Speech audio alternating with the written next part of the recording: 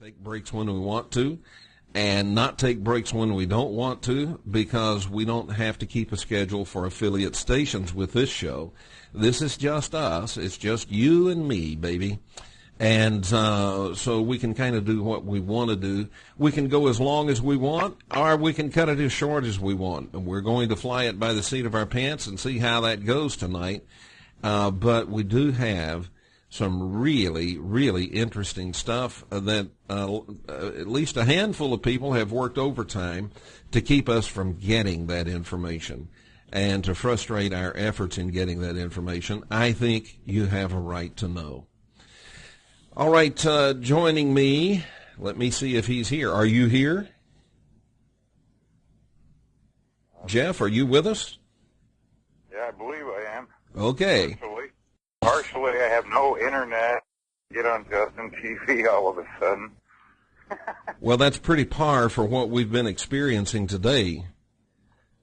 And this is Dr. Jeff Bird, and Jeff is someone who really has done a lot to help me find the information that I'm going to present tonight. Well, let's just talk about that a little bit. Before we get into that information, let me let you hear what we've been through to get this information. Jeff, what's happened today? Oh, geez. Every time we turned around, there was problems. The phone lines would cut out. One point in time, everything just seemed to kind of lock up completely. And I couldn't get a response out of you, and I was trying to call you back, and it said that the number wasn't operational, and just a number of dropped phone calls. My internet kept going down every time I came across something, and it's just been a real strange day. All right, so now I agree. It's been an extremely strange day. Can you hear me okay doing things as we're doing them right now? Yeah, I can hear you fine. Okay, very good. I'm going to try and increase your volume here just a little bit. If that affects you, you let me know and we'll turn it back down. But I want people to be able to hear. Jeff has been very instrumental in helping me find a lot of the information we're going to talk about. Now, Jeff, what we're going to do at this moment is we're going to take a quick break, and there is a technological reason why we're doing it, and I'm going to fix the technological reason, hopefully, and we're going to be back. Like I said, folks, we're getting some help. All right, we'll be back right after this.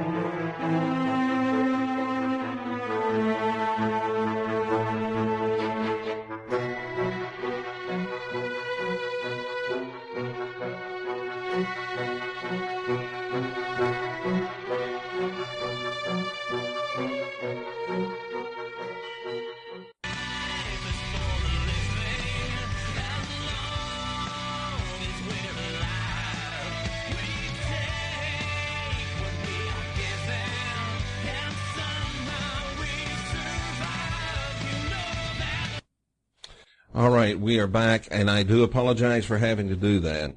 But we were getting some interference that I needed to sort of get us around, and we're around it. Jeff, one of the things I think everybody needs to know is that, you know, as you're aware, I've been doing broadcasts about Lake Vostok and the developments at Lake Vostok, since 2000 was the first one. And I've done at least one show each year, and maybe several, maybe 2 or 3 in some years, about Lake Vostok because it's so very, very important. So I'm very familiar with what's out there on the Internet, what's available in terms of, good data. I'm also very aware of what's out there that's anecdotal and even spurious, some of it. But one of the things we ran into is missing data, missing pages. You looked for a whole lot of pages. What did you run into? A whole lot of dead links, a whole lot of pages not found. Yeah. Stuff that's supposed to be there. And like you mentioned in your show the other night. Things that are cataloged and have, file names and things like that just are gone. Yeah. And it's not just on things like NASA's website and things like that. It's all over the place, even private websites. You can find all the links when you search them, but none of them come up. Yeah, so it's pretty mysterious, this thing about Lake Vostok. Well, folks, let's begin to dive. Are you ready? I'll share with you tonight some, and we'll comment about and talk about these as we go along, some of the really strange things related to Lake Vostok. As you know, a magnetic anomaly, a huge magnetic anomaly, was discovered at Lake Vostok, which is located in Antarctica. It has residing on it the Russian station called Vostok. Now, the reason it's called Vostok, some people have asked me, what does that mean? It means east in Russian, but it's not used that way here. The Russian explorer who discovered Antarctica in modern times, his ship was called the Vostok. And so this station is named after his ship. And it sits right on top of Lake Vostok, which they didn't know for sure that there was a lake under there. But in the 1960s, Russian scientists speculated that there probably was a lake there. And then in 1973, the British, in the 1950s it was theorized. 1960s they really kind of beefed it up to more of a, pretty positive speculation. 1973, a British team using radar imaging confirmed that there was a freshwater lake there. Now, I was told the way they were able to tell it was freshwater is because the bounce rate is different between freshwater and salt water, and they were able to determine it was a freshwater lake. And then in 1999, 2000, right along there, things really began to pick up, and Russia began to be serious about wanting to drill into that. 2001, they really were serious about it. The whole thing was mapped by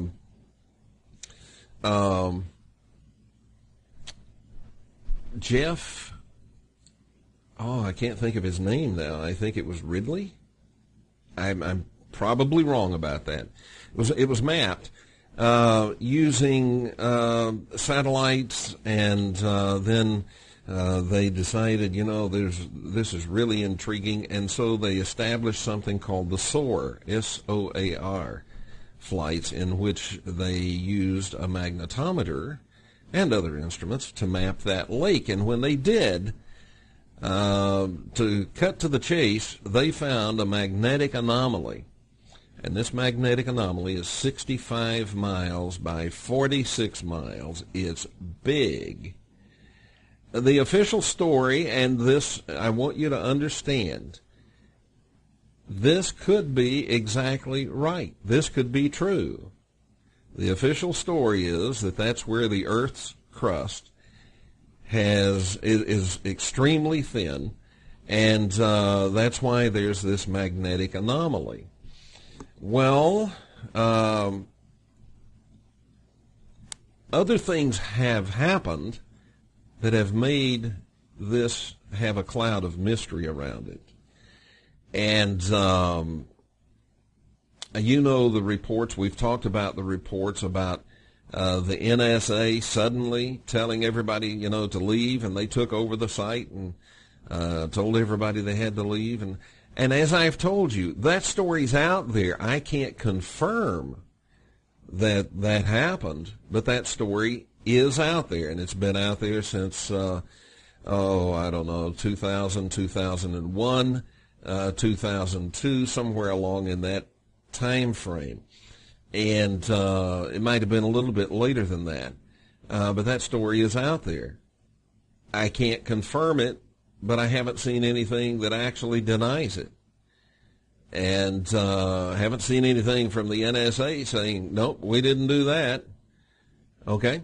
So, the important thing here is to understand that there are mysteries primarily generated by the people involved at Vostok. The mysteries have been generated by their actions, both there and on the internet. And so we're going to take a look at some of those and why I say they are mysteries. And I think you're going to see we got behind the curtain a little bit, not entirely, but we got behind the curtain a little bit, wouldn't you say, Jeff? Are you gone, Jeff?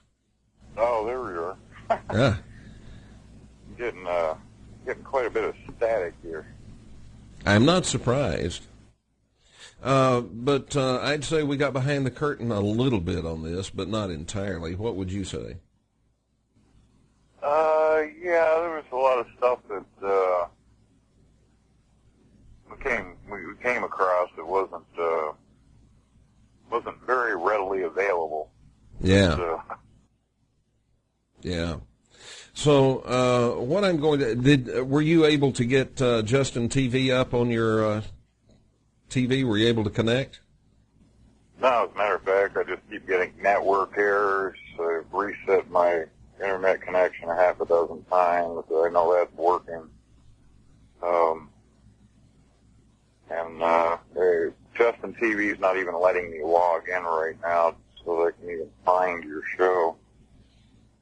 Well, we're there, and we do have viewers, and I'm not surprised that you're having difficulties. So I will describe for you what we're looking at as we look at it, okay?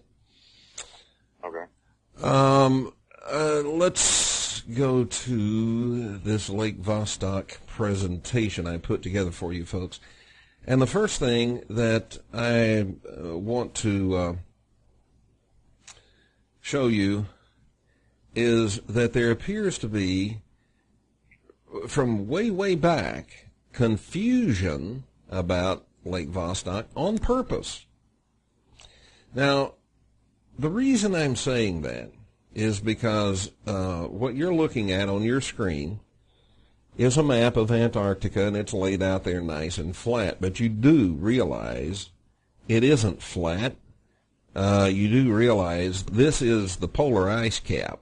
This wraps around the butt end of our Earth. Okay?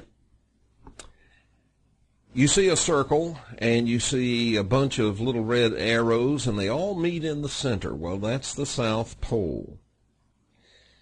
And this is there to illustrate to you something. If you're standing at the South Pole, which way is north? Well, any way you turn, any direction you turn is north. All right, so the reason I say there has been some confusion, and I think on purpose, is because, as you're going to see tonight, a lot of these articles that talk about this magnetic anomaly will say it's on the east coast of the lake, it's on the northwest coast of the lake, it's on the southeast coast. Well, see, some of that is accurate because they're facing from the South Pole outward.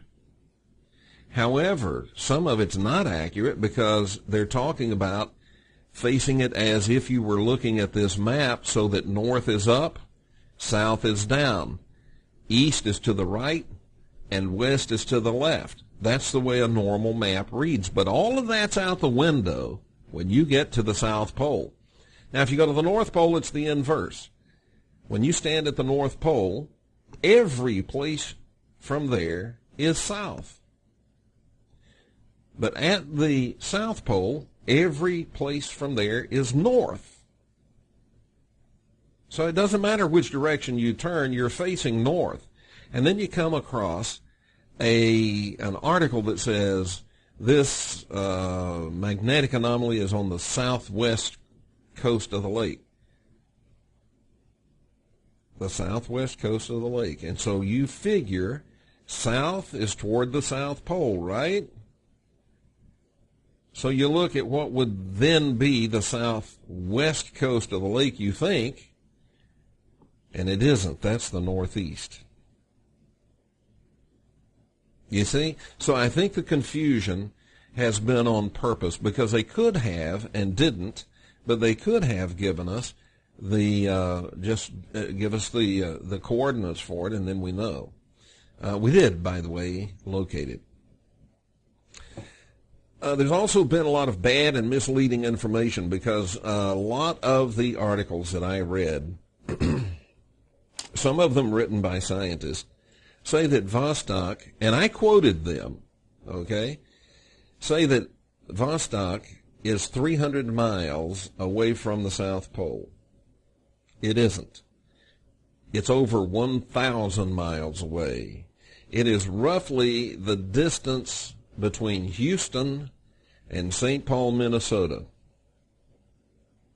It is 1,000 miles away from the South Pole, a little more than 1,000. So what you're looking at, again, is a map of Antarctica. I've given you the coordinates of the Vostok station.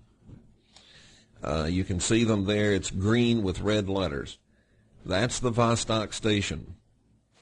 Using the scale at the bottom of this map, I drew red lines that match 1,000 miles. So this is a little over 1,000 miles. It is approximately, almost precisely, 1,000 miles from McMurdo, which of course is the American base, one of the American bases.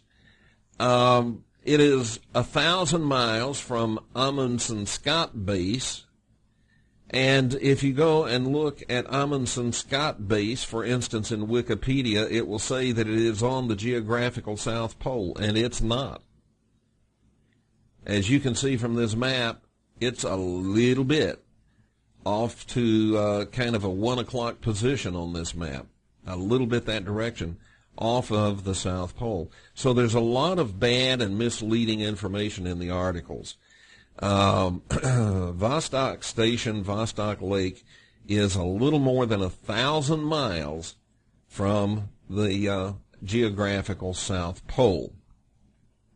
And all of this adds up. It all makes a difference. But I think there's also some planned uncertainty. Now, Jeff, what we're looking at is this picture that originally was put out by NASA. It's a satellite picture of Vostok, and this was put out by the NASA Goddard Space Flight Center Scientific Visualization Studio. And if you look at this pretty carefully, you'll be able to tell. You might have to enlarge your screen to read the labeling. Now, the labeling I didn't do. That was on the picture. And it shows the magnetic anomaly being on the left side of the lake. You see that? And it shows Vostok Station being on the right side, at the other end. So I told you, because of this kind of information, that the magnetic anomaly, and I thought the drill site, I told you I couldn't be sure about the drill location, but I thought it was near the magnetic anomaly. But I told you that it was 160 miles away, approximately, from Vostok Station. As it turns out, that might not be the case, but we're not sure, because there's conflicting information. All right? Let me show you what happens, though, folks, if you go and try to get this picture, and I'm going to give you the link. I'm going to show you what you get. Are you ready? You go try to get that picture now, and this is what you get. You get a little stripe across the top that has the picture in it, and the rest of it's blacked out. And that, if you go to that link that you're seeing on your screen, this is what you're going to get. That's what you get now. Because the picture that they had up was only up for a very brief period of time, just a few days, I think a day or 2 days, and this got yanked down. And it was replaced by that. Now that's, you download that, it's a big file, but that's all you're going to get because it's been blacked out. So you see, these are some of the things that I'm talking about. You're right here, you're beginning to see with your own eyes why I say the mysteries about Vostok are generated by the people associated with it. It's not something I'm making up. It's not something Dr. Bird's making up. It's not something somebody else is making up. These mysteries have been generated by the people associated with Vostok. I've never been to Vostok, have you? I dare say you have not. Well then, I've never owned a satellite, have you? I dare say you have not. Well then, who took this picture? And who blacked it out? You see what I'm saying? The mysteries are generated by the people affiliated, associated, connected in some way to Vostok. Well, the Canadian Space Agency flew a satellite over Vostok, and they took a picture. Now, let me go back and show you. This one from NASA shows that the Russian station, Vostok, is located at the extreme right end of the lake. If this were a normal map orientation, we would say it's at the extreme eastern end of the lake, and the magnetic anomaly is at the western end of the lake. But remember, it isn't normal map orientation, because when you stand at the South Pole and face Lake Vostok, you are facing north. Therefore, What you think is west is east. What you think is east is west. It's nuts. It's crazy. All right. So you see where the Russian station is there, at least according to that label. All right. In the Canadian photograph, Lake Vostok is shown. The magnetic anomaly is labeled. And Vostok Station is sitting at the extreme left side of the lake. Almost on top, if not on top, at least partially, of this magnetic anomaly, because the magnetic anomaly is 65 miles by 46 miles. This lake is 160 miles long, right? Okay, so 65 miles is a big chunk of the size of that lake.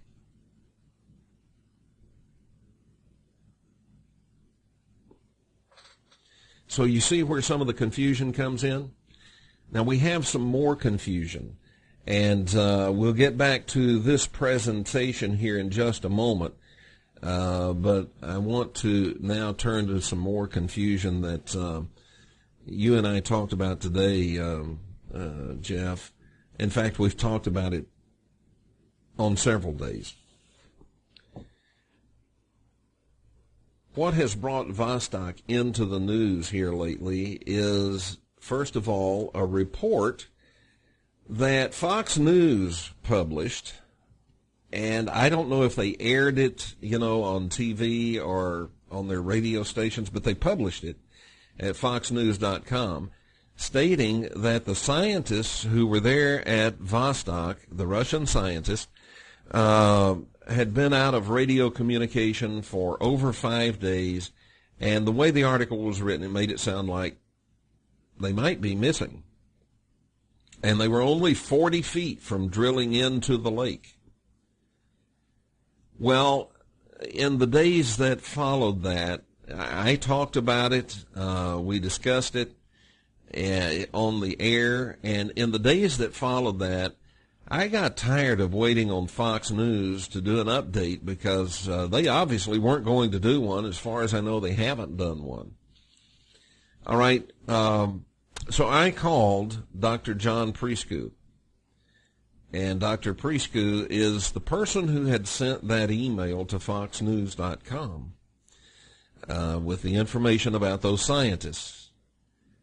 I called him, I talked to him, and I reported to you on the air about that. If you missed that show, well, I'm sorry. You missed, 12, 15 universes. But I reported to you about that. I talked with him about that. And in that conversation, he told me, this conversation was on last Sunday, this past Sunday. Tomorrow, it will be exactly 1 week since I talked to him. No, that's not correct. It was on Monday. Monday morning, I talked to him. And he told me that there will be a big announcement out of there today. He told me the scientists were okay, and he said there will be a big announcement today. And sure enough, there was a big announcement before I could get on the air with it. But I still told you all the inside information. And the big announcement was they drilled through to the lake. And how did that announcement come to us, folks? Do you know? How was it announced? Well, in Russia, the government has a news media service. Here, we officially don't. I think, unofficially we do. I think, if the government says put this out, the news media say, yes, massa, and they do it. But in Russia, they're right out front with it. They have a government news media service. And that's who published the story. It's called RIA Novosti. And RIA Novosti, the government news, published a story telling about these scientists breaking through the ice or drilling through the ice and getting down into the water. Big news, huge news, the kind of thing that scientifically I don't think you could say is small at all. I think you have to say that's on par with landing on the moon. Really, genuinely, scientifically, it's on par with landing on the moon. And so it's big, big stuff. And mystery again. The Russian government news in that story brought up this. They mentioned that magnetic anomaly, and they said this revives an old theory about the Nazis having built a base at Vostok. And then they went on to detail all the details of that theory, and they did not dismiss it or discount it or switch it off at all. They just left it standing. They are the ones who introduced that. And that's how the world found out. That's how the world heard that these scientists had drilled through to the lake. So, Jeff, let me ask you, do you find it odd that the Russian government news media would have brought that up about the magnetic anomaly and the Nazis? It was extremely odd, at least in my opinion. They're obviously trying to revive some sort of emotional attachment to the whole thing, revolving around the rumors and other straggly pieces of evidence that exist that indicate that they were there. But the article was kind of weird because big announcement, and they broke into that, and then they went on and detailed the rest of it. It was kind of like, they made sure that everybody had to read that. Yeah, really strange the way they announced it to the world. Now, you see, if this, all right, look, folks, here's the point. Here's what we're getting at. The theory that the Nazis built a base there, that's not new. That is indeed an old theory. It's been around for a long time. Some people really believe it. Some people really don't believe it. But that's been there for a long time. Some people think it's all bunk, it's all mythology, it's just fiction, it's nonsense. But they are aware of it nonetheless. They're aware of that theory. That's been around for a long time. So the Russians drill down into the lake. They break through. Great scientific breakthrough there. They get into this lake, liquid water lake, that's been covered with ice now for perhaps up to 40 million years. The numbers are all over the place on that. Some articles say 14,000 years. Some say 12 million, 20 million, 15 million, 40 million. Who knows? It's all over the place. But that also is part of the mystery. That's also part of the mystery, that they are all over the map with those numbers. Anyway, the Russian scientists break through that, and they get down there, and they get 40 liters of this water that has not seen the surface world for at least 14,000 years and maybe up to 40 million. And there's microbes and stuff in there that, are completely alien to this world out here where we live. That's big, big news. Huge news. All right? So why would the Russian government news media toss in this thing about the theory that the Nazis had built a base there? That's what caused me to raise an eyebrow and really go after this and try to figure this out. I think, at least I don't know if I really think this, but I have come up with a theory about that I shared with Jeff today. And it might be why. It might be the reason. All right. I want to go back to these slides, and let's take a look at what's available here. When we started looking for all this information, we looked, man, I mean, this is not, we didn't just do this today. This has been going on for several days now. And we looked at a lot of different websites trying to come up with solid information. Finally, Jeff found an English version of the Department of Geophysics. Now, this is the Russian Federal Service for, and I won't say this right, Hydrometeorology and Environmental Monitoring. Arctic and Antarctic Research Institute, Department of Geophysics. So, this isn't a page that, you punch in a search for Lake Vostok. You're not going to find this page. This is one of those pages that's not really hidden, but they didn't make it simple for anybody to find it.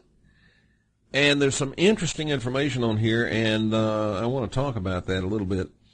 For one thing, this information is on that main page, the page you were just looking at.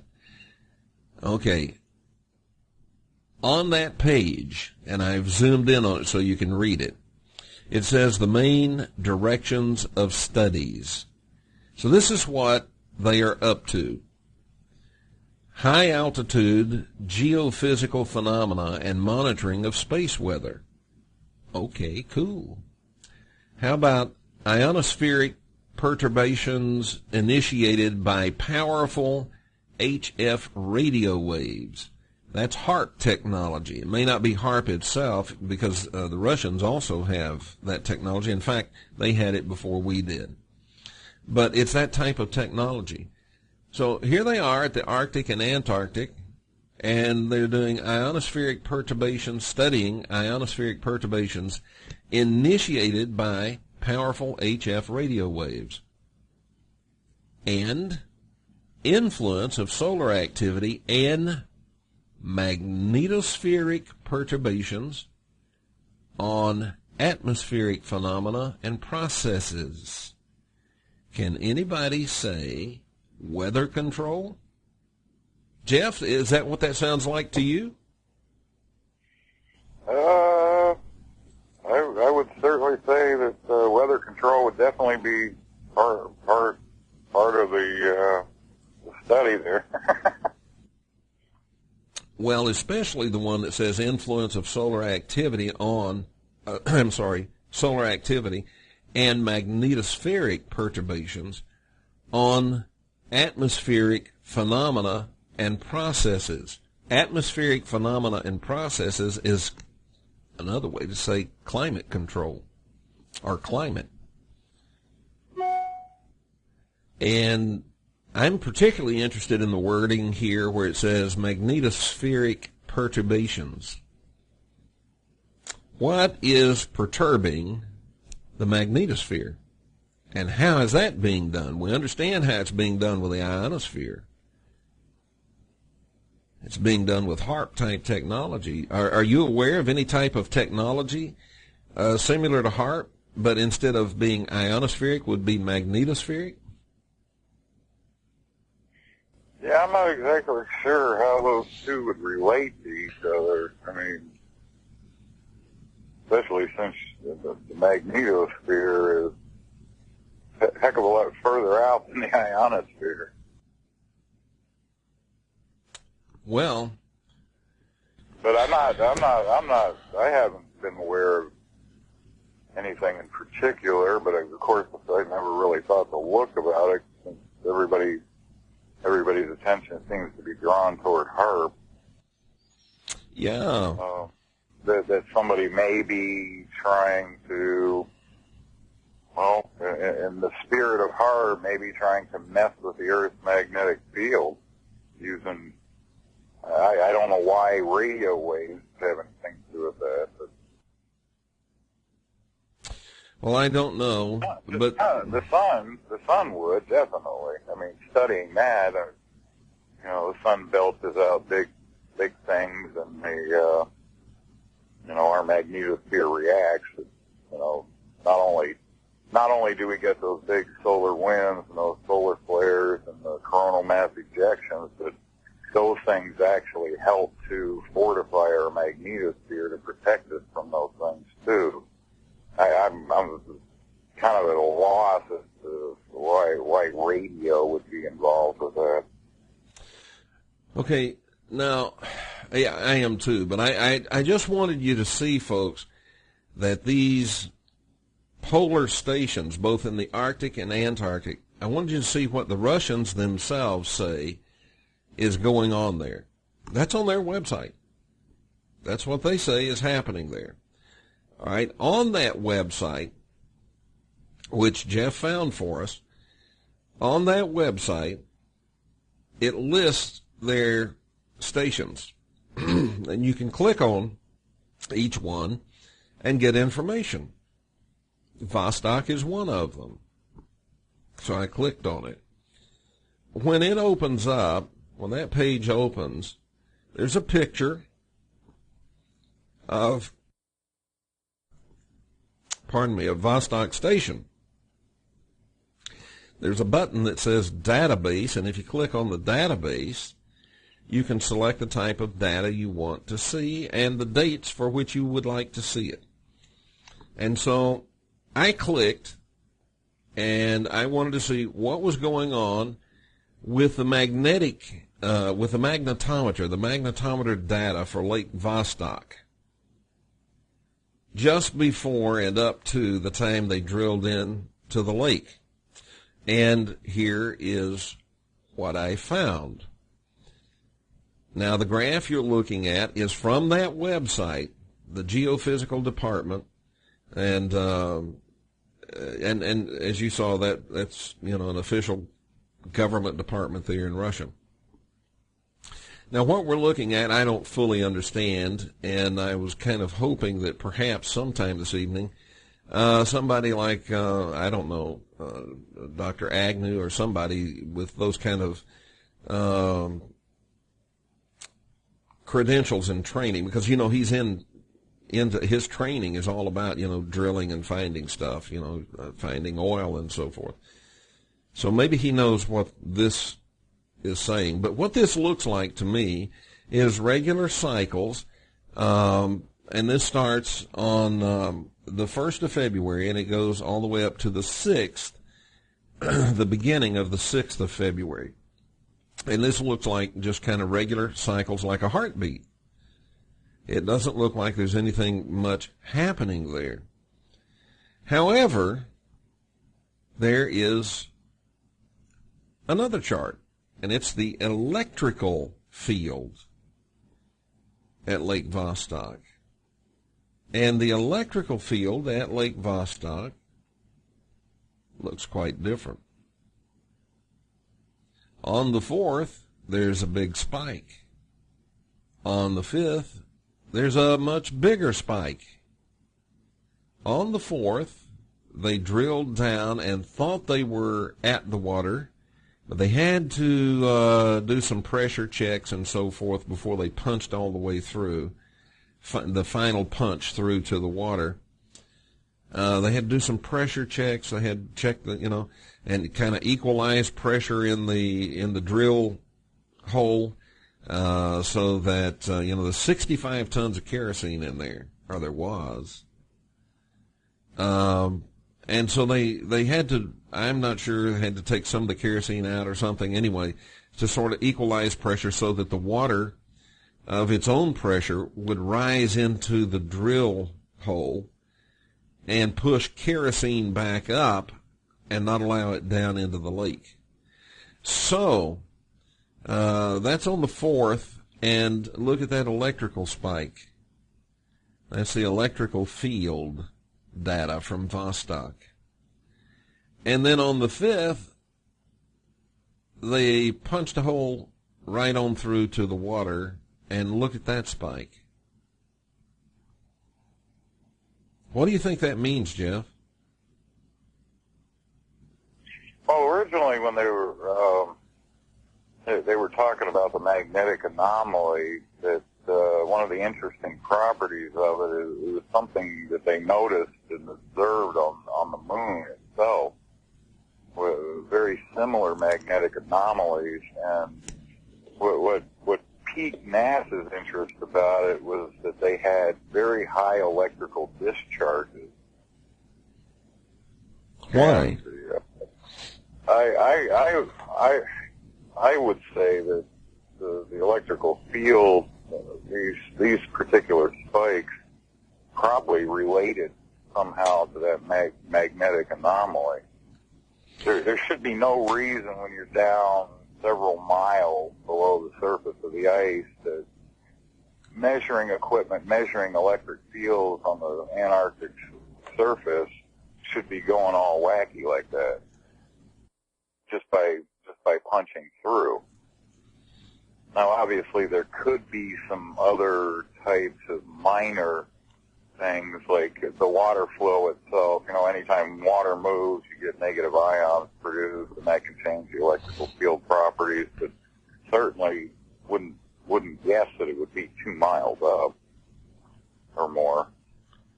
Well, this is showing almost 500 volts per meter. Yeah, that's pretty significant. If you're talking about, you know, being miles down and equipment on the surface is measuring this kind of stuff. I mean, can you imagine, in order for 500 volts per meter to be there, wherever their monitoring equipment is, miles above where they're drilling, can you imagine how much voltage would have to be created from that whole mile down to make that kind of a field measurement? It would be astronomical. It would be. And here's the interesting thing about this, folks. If you look carefully at this chart, you're going to see that spike on the 5th, that would be the tall spike on the right, begins at 6 a.m. and goes approximately till noon. So an approximately 6-hour-long spike. That would not necessarily, it wouldn't happen that way if you had like just, a sudden piezoelectric discharge because some kind of crack in the rocks moved or something like that. You'd get an instantaneous spike. This was sustained. I suppose that could really depend on exactly how much pressure there was and what was the source of that. I mean, the magnetic anomaly may, and this is just 100% speculation, but may have something to do with pressure. Yeah, it could be. And releasing a little bit of that pressure. I'm not sure exactly how long they let this. I know they let it go for a while because they wanted to get a kind of a freeze plug, so to speak, with this water comes back up from the lake, so that they could. There were two purposes: one, to push the freon and kerosene back up so it wouldn't contaminate the lake, and then kind of wash the hole out, so to speak, and create this plug that they could safely remove when it was back to Arctic summer, and pretty much contain the environmental impact of the things that they were using as lubricants on the drill. Well, I'm not sure how to interpret this these charts, other than we can say on the date at the time there was a spike in the electrical field at Lake Vostok, and a fairly significant spike. But now, it's not the first spike we've seen. If you go into this data and you look back over a period of months, you'll see other spikes. And some of them are even greater than this.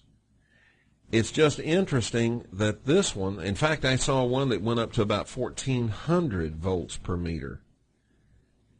But this one happened at the right time on the right date. And there was another one the day before. And that's when they were down close to the water, getting ready to punch through. So I don't know exactly, somebody that understands this. I noticed some of the other the spikes that were there previously actually were corresponding to when that last coronal mass ejection hit the Earth too. And as we all know at the poles, this depending on which way things are facing at the time, because we do get a lot of energy coming in at the polar region, those previous spikes would make sense. Yeah. This thing peaks up almost to a half of a kilovolt, and it just natural, electromagnetic, the physics of electromagnetics. If you're that far away, things, electromagnetic fields drop off of the square of the distance. So the farther you get away, the much greater the drop is. So anything that would be released from that hole that far down to generate almost a half a kilovolt spike on the surface is tremendous. And, you have no clue as to whether or not there was something else going on at the time, too. But that's true. It's very interesting that those two spikes seem to correspond with when they first went through, let some pressure, measured the pressure and things like that, and then, during about the time that they punched through to the top of the lake. Yeah, really. All right, we may come back to that, but I want to take you back, folks, to 2001. In 2001, the Antarctic Sun published an article. The other night when I did the show, we put the link to that entire edition of the Antarctic Sun so you could download it. I hope you did. I hope you availed yourself of that. And the article that I'm referring to is on page 6 of the Antarctic Sun. The Antarctic Sun is an electronic publication put out kind of as it's the news magazine from the Antarctic. And but it's not just from the Antarctic, it's for those who live and work in the Antarctic. Okay? And in this article, they quoted Michael Studinger. He was the scientist in charge of the I don't know that he was in charge of the SOAR flights, but he was in charge of the science that was done on these SOAR flights over Lake Vostok using magnetometers that discovered this magnetic anomaly. Now, this is a quote from Michael Studinger. It's in that article, and it says, "The evidence is a huge magnetic anomaly on the," here we go, "east coast of the lake shoreline. As the first SOAR flight crossed over the lake's east side, the magnetometer dial swung suddenly. The readings changed almost 1,000 nanotesla from the normal 60,000 nanoteslas around Vostok." And if you read that article, he goes on to say, this is way too big and too strong to be as a result of daily fluctuations in the magnetic field. So what he's saying is there really is something down there. This is not just normal fluctuation in the magnetic field. So there really is something down there. Was he intentionally misdirecting us when he says it's on the East Coast? I don't think so. And I'll tell you why. Because if you are standing at the South Pole and you're facing that lake, the right side would be the east, wouldn't it?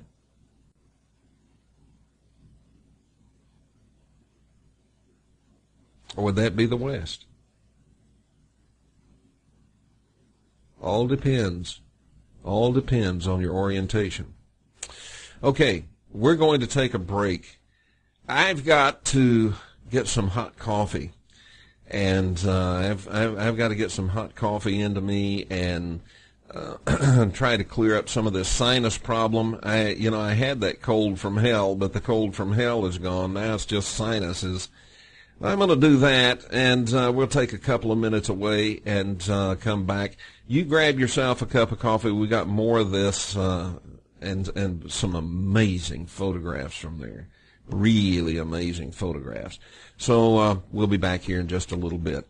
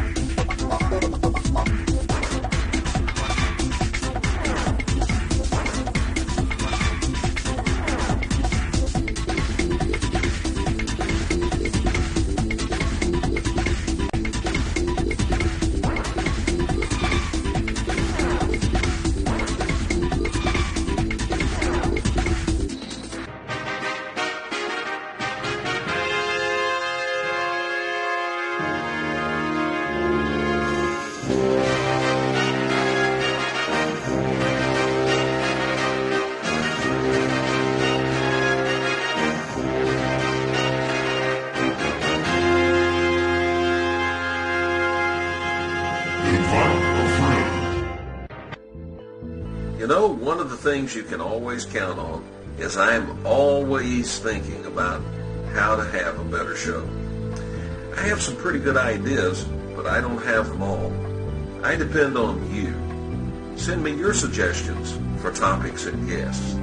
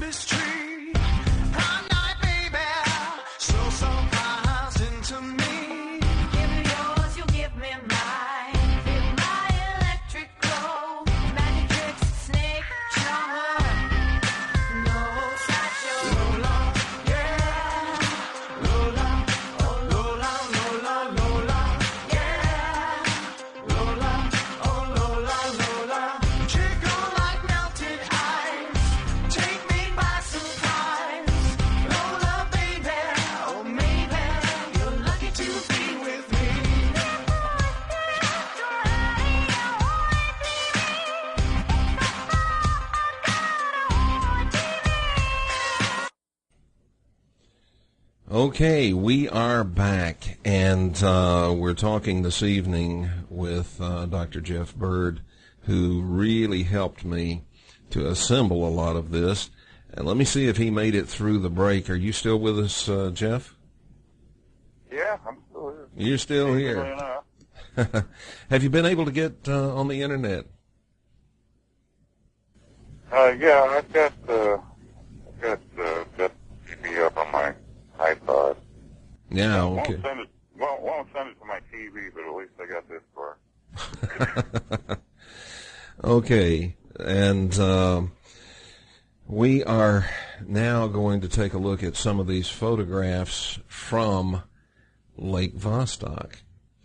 I don't think anybody's ever really taken a look at this. Maybe they have. I think we will be the first to really key in on some of this. This photograph that you're looking at, folks, is Vostok Station. Taken from the air. It's an aerial view of Vostok Station. Doesn't look like much, does it? A few little scattered buildings and one kind of big building and some other stuff, some towers and stuff. But, I mean, this doesn't look big, does it? Would you be surprised if I were to tell you that you're looking right at a whole lot of stuff your eye isn't seeing? You're looking at a ton of stuff that your eye is not seeing. Now, it kind of plays a role in this, so we're going to focus on it.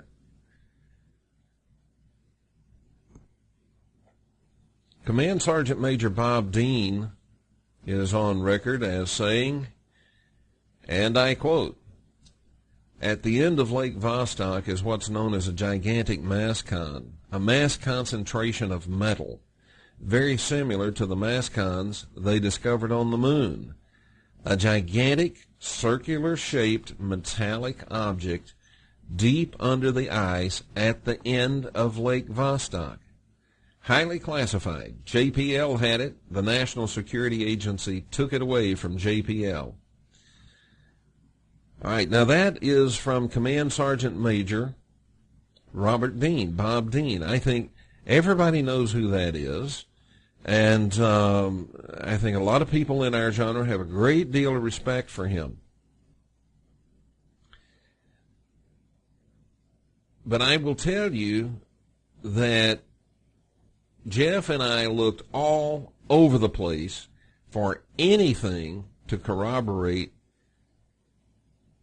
the details of that. The primary detail that there is a mascon, a magnetic anomaly, that we can confirm. We can find, I just showed you from the Antarctic Sun, they published the fact that there is this gigantic anomaly there. But the fact that it's a huge metal circular object under the ice, we can't find that anywhere else. Does that mean that Bob Dean is in error? No, it doesn't mean that. Bob Dean may have some kind of information from the inside that we don't have, and I would suspect he does, since he once held the highest security clearance in NATO. I would suspect he's got some contacts. I would suspect there's people that he can talk to that will tell him things like this. So keep that in mind. Keep in mind the source, and the source, I would say, is someone that you would expect to be very reliable. But also keep in mind that the Internet has been swept pretty much clean. The bones have been picked clean of any detailed information about Vostok. I mean, really detailed information. It's gone. It's not there. It's been swept. When I started reporting on Vostok in 2000 and have followed it all these years and reported on, There was a world of information on the internet. In fact, Jeff, you and I were talking about a particular bit of information today that I said, I know, I read it, and I reported on it, and it's this particular scientist, and he wrote this paper that I've reported his data from that paper, and he was there. Well, that paper's missing. It's gone. You didn't find it, did you?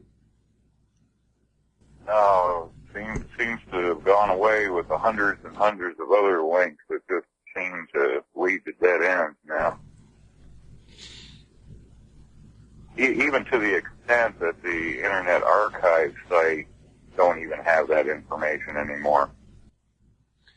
Yeah, you go to the Wayback Machine, and they don't even have the archives of those pages. Yeah, so, a lot of those. You'll find a lot of articles about this, but they all seem to quote the same sources, and their reference information is just it just seems to have poofed.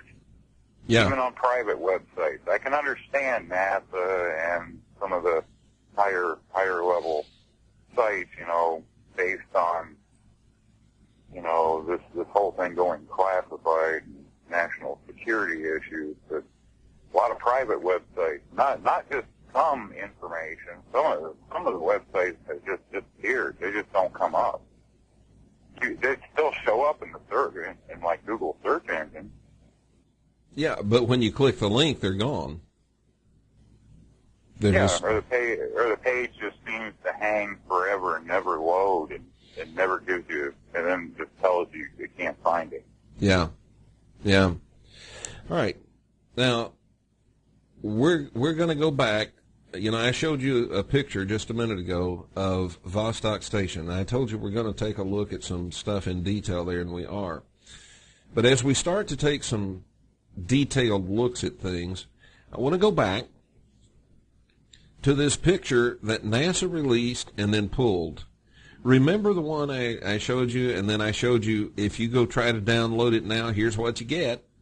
You get a little blue area at the top that is photograph, and the rest of it's blacked out. Fortunately, there are some people that downloaded that, and they put it on their website, so it's still out there, and we've got it. Well, I want us to take a look at that. If I can get this to switch.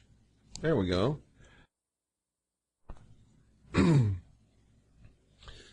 All right, this is a picture you've already seen tonight. But did you? Did you see it?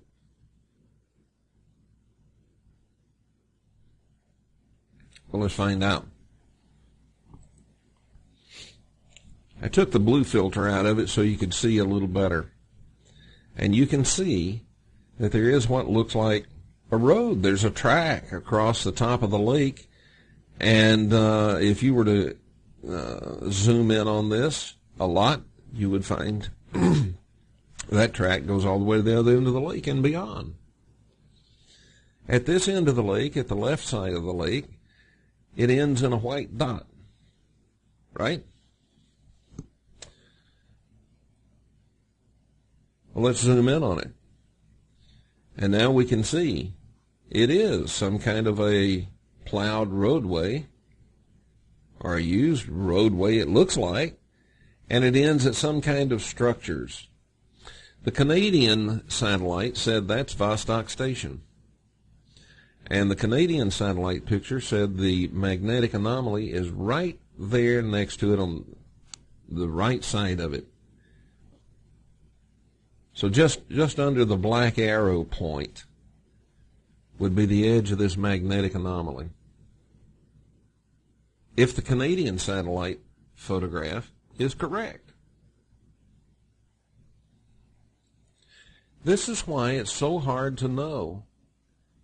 I mean, the information is all over the place. Don't you find that a little mysterious, folks? All right, back to Lake Vostok Station. This is the Russian station.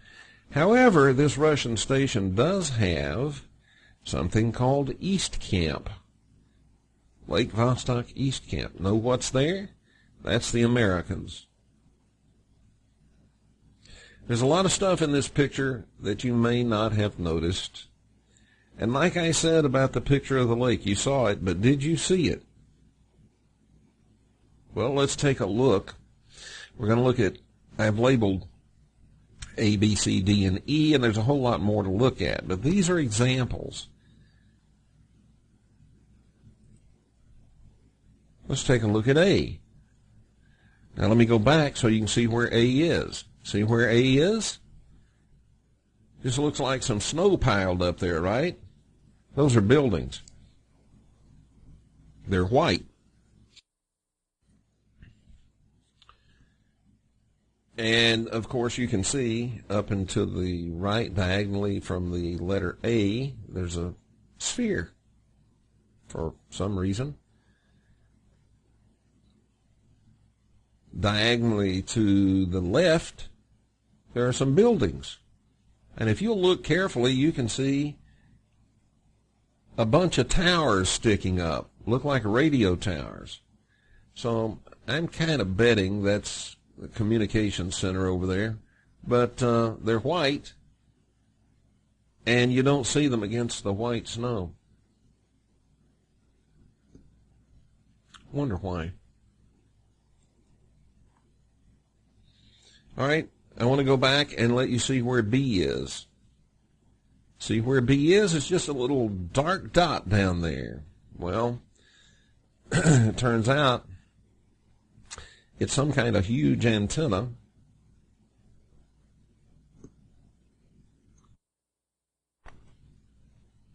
And it's sticking up on a very tall tower. And you can see the shadow of the tower and the shadow of that antenna out on the snow. Now, there's a reason I'm showing you that. The reason I'm showing you is that there are lots of details if you pay attention. The same thing is true, not just with the pictures, but with the information. Same principle. All right, we got some more here. That's B. Let's go back and see where is C. C, well, it's a little building out there, right? At the top of the picture. Okay, let's go see. What is it? Some kind of transparent structure. You can see through it. At least through part of it. I don't know. Maybe it's unfinished. Don't know. To the right of it, if you look immediately to the right of that building, you'll see what looks like a little roadway headed back toward a kind of curving roadway. Well, in the middle of that is a white dome. And to the right of that white dome, there's an entrance to something. Now, you might say, oh, that's just pixelation. Hey, you just hang on and you'll see. That is an entrance to something. All right, let's take a look at D. And where is D? Way out there at the top of the picture. And you just really don't notice.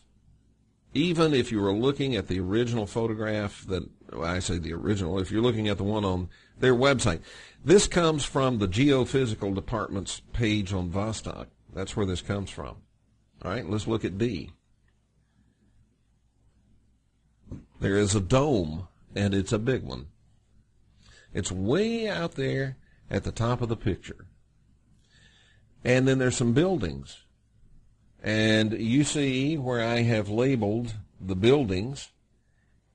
Well, I didn't label it, but beyond those, on your picture, it would be up above those. There are some more buildings, and they're big, and they're white. You don't think so, huh? You don't see it, huh? Well, let's just do auto leveling. And unfortunately, the last letter of auto level is off the screen, but this is photo auto leveled. And what it does is basically strip the white away. All right, now I'm going to go back, and I want you to look at that little entrance that I said you'll see. Let's go back and look at it. There is the transparent building to the right, It says entrance to underground. Keep your eye. We're going to move across the picture that direction. So that building's going to move to the left side of the picture, okay? See that? That entrance to the underground is on the left side of the picture. Now watch what happens.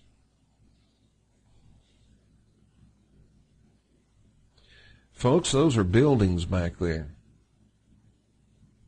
Now, is there anything sinister about this? Not that I can determine. The point is, it's easy to hide stuff right out in plain sight. You see that? Real easy to hide stuff right out in plain sight.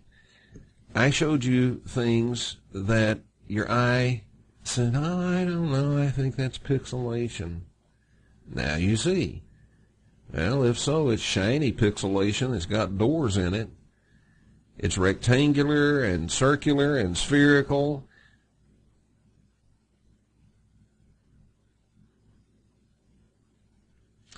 All right, let's look at E. E is where they say the drilling rig is. That's where they're punching the hole, or where they have punched the hole, in through the 2.5 or 2.2 miles of ice down into the waters of Vostok.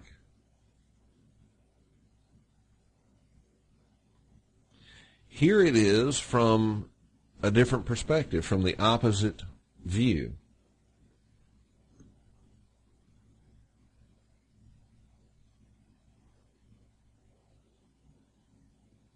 So the drilling rig is on the left of our picture here.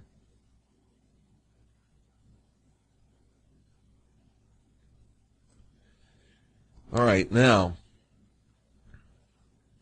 let me go back to this picture. Look at the difference. This is exactly the same picture as the one with all the snow. You see how easy it is to hide stuff? Right in plain sight.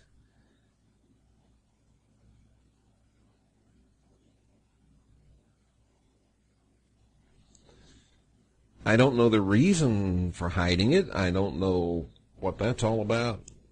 I don't know a lot of things about this. But I do know that I've demonstrated for you how easy that is to do. You're in a white area, you know, it's snow and ice and it's white everywhere. And you make some of your buildings white, guess what? And of course some of them are white because they're covered with snow. But you have to understand, they don't get a lot of precipitation in Antarctica. They really don't. It's one of the driest places on the planet in terms of its precipitation. So it doesn't get a lot of new snowfall, it gets some. They don't get a whole lot. Not like you would think. It's very, very easy, though, to hide something right out in plain sight. Jeff, I think that's what's going on at Vostok. I think there's something being hidden. It's right out in plain sight, or it's about to be. And I think the fact that it's about to be is why the Russian government news media ran that story that linked it up with the Nazis. What do you think? Certainly some got to be some good reason to be doing that. I mean, it kind of seems weird. I mean, many report, you know, like you said, liken this, you know, to about as big of a deal as landing on the moon. And, you know, quite frankly, because of how this is, and the fact that exobiologists are involved with this project, and, you know, they're looking at this as to how they could explore other frozen surfaces like Europa, Moon, and things like that. It just seems really strange that they would break in the middle of that story to bring back the well, I hesitate to say rumors because there is some indication that, you know, we do know the Nazis went to Antarctica. Oh, yeah, there are photographs of them at Antarctica. Yeah, they for sure went. It just seems really strange that, you know, given the scope of what we've been told about what this program's all about and what they're hoping to find, and we already know that there's microbes and bacteria and all sorts of other things there. They've taken thousands and thousands of core drill samples, and they're all over the place. The United States seems to have the bulk of them, though. It's kind of interesting. But, you know, and we do know a lot about what's in that ice. It just seems really weird that they would bring back up the whole Nazi thing. Well, yes, it does. I want to point out something here. Is it possible that there is Nazi technology somehow there at Vostok? Yes, it is, and in fact, I've heard that from a source that I told you I can't talk about. I can't tell you anything other than I heard that from a source that should know. Certainly in a position where they could know, I guess, that there is Nazi technology there, but that's not this whole huge magnetic anomaly. I think that's entirely possible. I mean, that Nazi technology could be anything from radio equipment to pieces of a U-boat, maybe a whole U-boat, who knows? But, you know, that's not a U-boat's not 65 miles long. And if they found some way to go under Antarctica, you know, and they do, they're like tunnels under Antarctica and also under the Arctic where the submarines go under the ice cap and so forth. So, I mean, maybe they did. Maybe they found some way in there and got surfaced right here at Vostok, and so you got a U-boat in there. Maybe. Maybe there's some Nazi technology there. I bet you that this 65 by 46 mile Mascon is not Nazi technology. But the question is, you know, look, let me go back to this pictures, and visually it makes the point, okay? Visually it makes the point.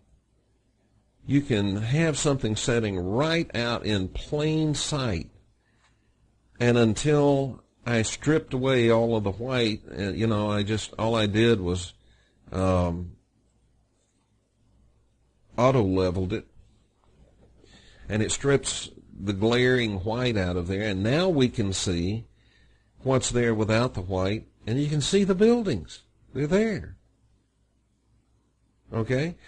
One of the best ways to hide something is to put it in plain sight, especially if it's something that's going to come out anyway. Now, let's visually think about what can be done here. Let's use this visual as an example. Let's say that all of a sudden you had an audience with the Russian premier, and you wanted to talk with him about Vostok, and he says, and you say to him, "What are you doing hiding all those buildings at Vostok? This is not supposed to be all that secret stuff. What are you doing hiding buildings?" You know what he can say? "They're right out in the open. We didn't hide anything." And that's the way they do it with information as well. Well, it's right out there in the open. We didn't hide it. So what if, and this is a huge, huge, huge what if, and I am by no means saying this is the deal. I'm just using this as a hypothetical, as an example. Let's say they found out what this magnetic anomaly is. Maybe they've known for some time. And maybe who knows? Maybe it's alien, extraterrestrial. Maybe it's not. Maybe it's from some very ancient, super high-tech civilization that was here on this planet, and they got wiped out. Maybe they got wiped out by the very thing that put all that ice on Antarctica. And this was perhaps some of their technology. Maybe, I don't know. I'm not saying that it is. This is a hypothetical. This is what if, an example. But what if they have discovered what it is? They know they're not going to be able to keep the lid on it. They know it's going to come out. And whatever it is, they know is going to bite them in the butt. By having a government news agency like Novosti come out and bring up this Nazi thing, you're already connecting something really bad with the area. Pardon me. A sip of coffee. So you're already connecting something really negative and bad with the area, right? You're already emotionally ready to reject, push back, and if necessary, fight back. It would certainly serve that purpose. What do you think? Do you think it could be something like that?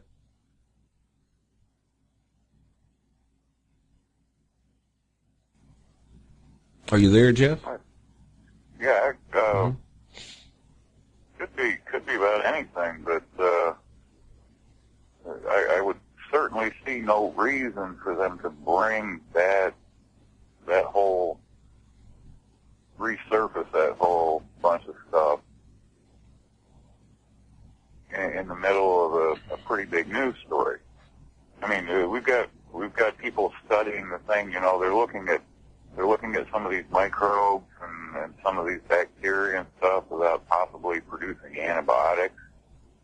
Also, having ideas of, obviously, everything Russian is calling this the alien lake. Yeah, all of the media in Russia.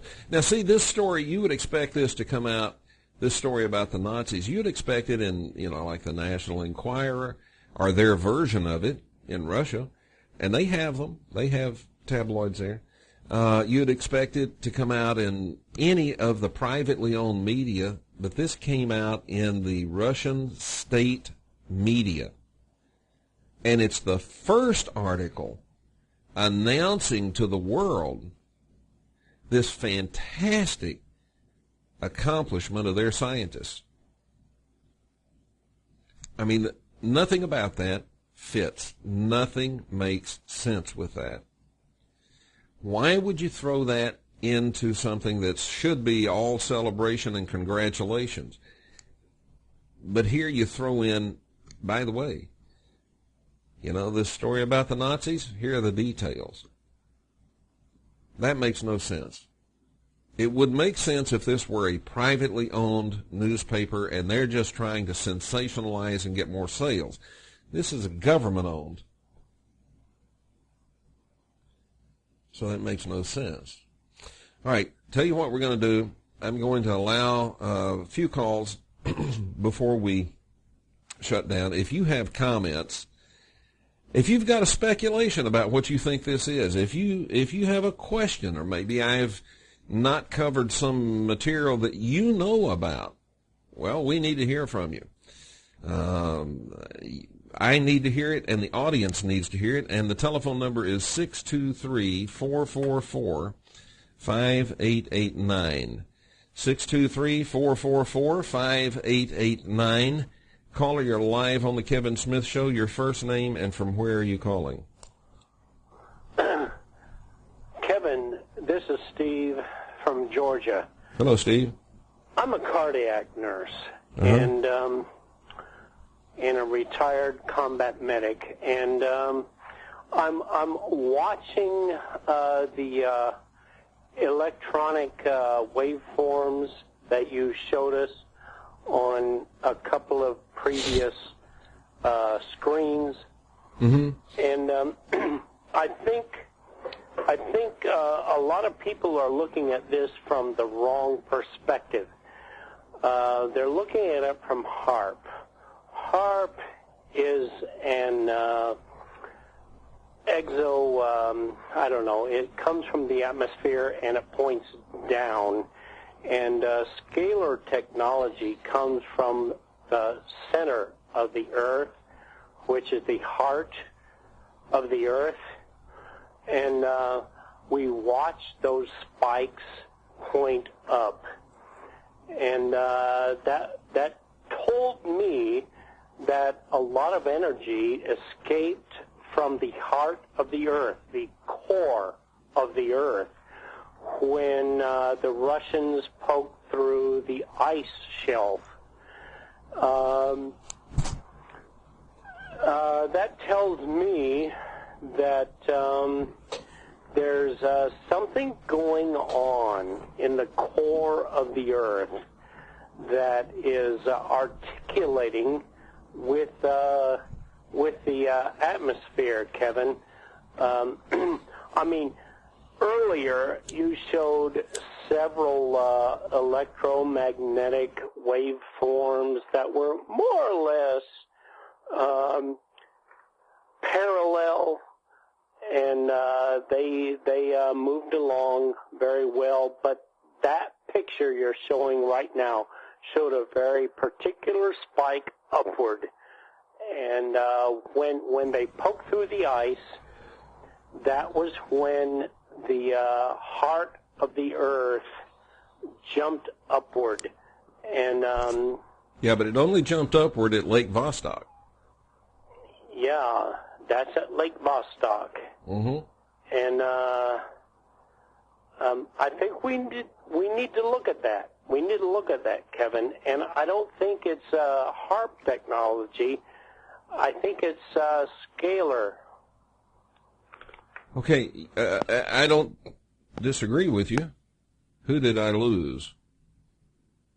I guess I lost Steve. Steve, I didn't hang up on you, man. Don't know what happened. But anyway, we'll take the next call here in just a moment. Let me comment on that. Yeah, what we're looking at this chart, we're not implying that HAARP has anything to do with this chart at all. And I don't think Steve was saying that we did imply that. When I mentioned HAARP, it's because right on the website of the Russian group running all of this, it says that's one of the things that they're working with is that type of technology. Okay, so that's why we brought it up. But this chart doesn't, we haven't implied that that's HAARP. Okay, that's electricity coming out of that hole. All right, now this other chart that we looked at, that's not electricity. That's the magnetic field right there at Lake Vostok. Okay, so let's go to the telephone caller. You're live on this special edition of the Kevin Smith Show. Your first name and from where are you calling? This is Tony from Denver. Hello, Tony. Hey, Kevin, thank you very much for the special edition, and I am really enjoying your show. Well, you're certainly welcome. I had a little bit of information. I talked to Bob Brown, who used to put on the UFO Congress every year. Yeah. And he said that Chris Carter had real inside information. And Chris Carter was, the guy that produced the X-Files. And that was what the movie was about, was a big UFO underneath the ice. I think you've touched on this already. That's right.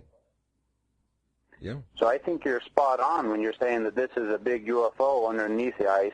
I'm not. And maybe one more thing. Okay, whoa. I'm not saying it's a big UFO.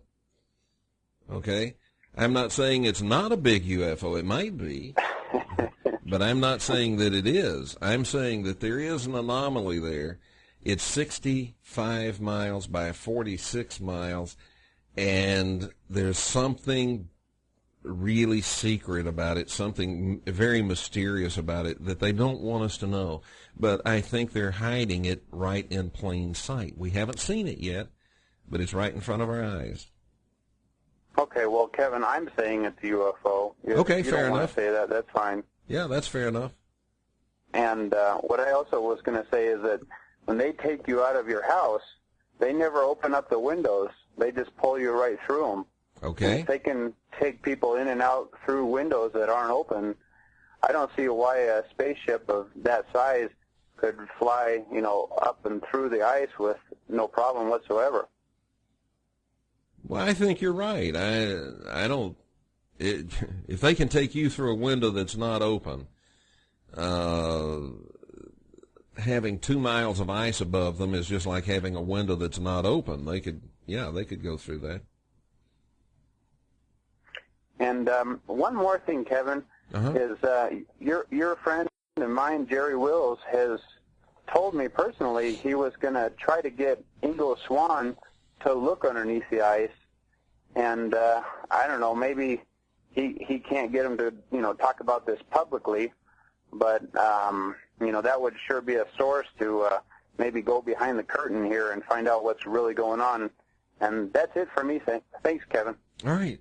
Thanks for the call. Yeah, he's tried to get Ingo Swann to come on my show, too, and Ingo simply will not do radio interviews anymore, period, for anybody. So it's a shame.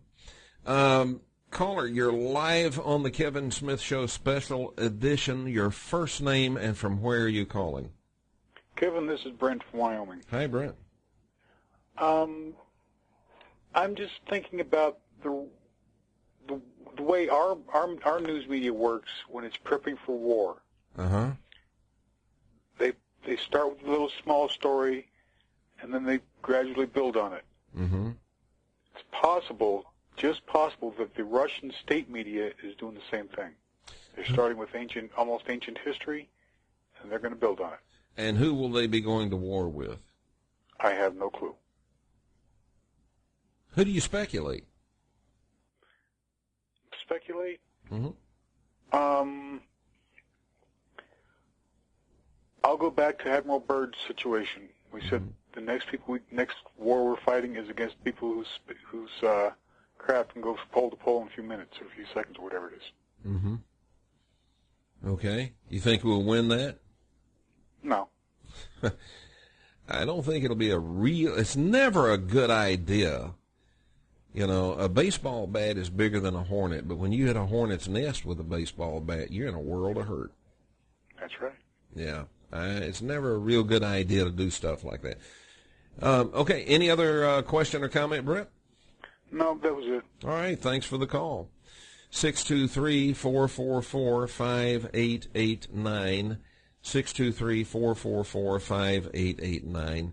And we'll keep this going here for about as long as you want to keep it going. When you slow down, we'll slow down. Caller, you're live on the Kevin Smith Show Special Edition. Your first name and from where are you calling? Hi, Kevin. This is Ben. I'm calling from Florida. Hello, Ben. How you doing? Good. About halfway through the show, you had a couple of pictures going, and just a few minutes ago you did it too, and it had the description. And I looked up on the dictionary this one word I thought you would like to see. It's called perturbation. Uh-huh. Here's the definition. Yeah. It's a deviation of a system, moving object, or process from its regular or normal state of path caused by an outside influence. And it goes on to say, under astronomy, a minor deviation in the course of a celestial body caused by the gravitational attraction of a neighboring body. And under physics, it says a slight alteration of a physical system, for example, of the electrons in an atom caused by a secondary influence. So that kind of gives you what you question about. Wonder what that means. What do you think? Well, I know what perturbations are. Mm-hmm. I don't understand what they're talking about with perturbations in our magnetosphere in the context that they're talking about. Okay, so let me put it back up and see if I can be a little more clear with that. Let me get it back up here on the screen. There we go. All right, so here's what you were talking about. It's back up on the screen. You see, in the second thing that they say they're doing here is ionospheric perturbations initiated by powerful HF radio waves. That's part of what they're studying. So part of what they're studying is the effect of HAARP-type technology on the ionosphere. Okay. Mm-hmm. The next one says the influence of solar activity and magnetospheric perturbations on atmospheric phenomena and processes. Okay, solar activity and magnetospheric perturbations. It just may be a problem in their wording because, after all, this is English and they're Russian. But here's the deal. That's not symmetrical with what they just said about ionospheric perturbations, because ionospheric perturbations were initiated by powerful HF radio waves. Here we have the influence of solar activity and magnetospheric perturbations. They're not telling us that these magnetospheric perturbations were initiated by solar activity. What's initiating them? That's the question. Well, this is what I'm leading to. And it goes to the previous caller's question or speculation of what it could be and about the bird incident. Well, what if this was a huge, powerful energy device that controls all the magnetic field over Earth, which means if you go back in history, maybe it was aliens that formed the Earth for civilizations of their type or others to exist. In other words, they advanced the evolution process of the Earth.